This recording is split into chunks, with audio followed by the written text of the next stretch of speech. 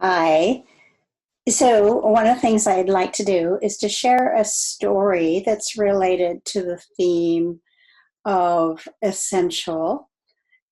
And this comes from my book, Our Inherited Wisdom. It begins with a poem by Rumi, translated by Coleman Barks. All day and night, music, a quiet, bright reed song. If it fades, we fade.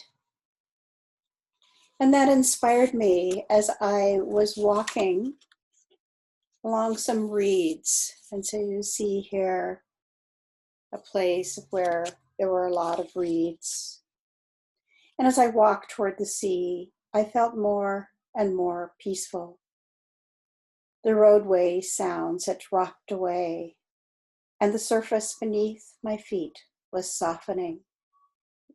The trail meandered along a hillside covered with grasses of different colors and varieties. Birds were making their way to the lower side of the slope, which was filled with reed beds. A local ecologist had recently written that reeds are important to the life of the landscape. They stabilize the sediment in marshy areas, and their stalks help protect the shore. In addition to the structural support, they are a food plant for some species. They also improve the conditions for healthy microbes. They regulate pollution control and help support healthy water and environment. Along the Nile, reeds can grow more than 2 meters high. The reeds connect us to our human story. Throughout the world, reeds have provided for our earthly necessities.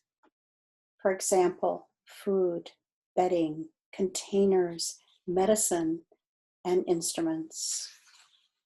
Our human heart and spine are like the reed in their flexibility and centrality to our overall vitality.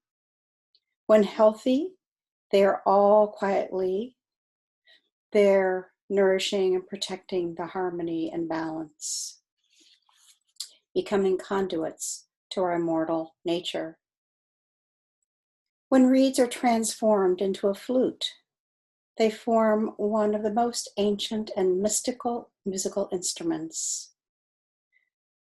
The pains and sorrows of our life experiences are said to be the holes in the flute. And when the flute speaks, it wails of being severed from the reed bed and sings of its deepest longing to return to its origin.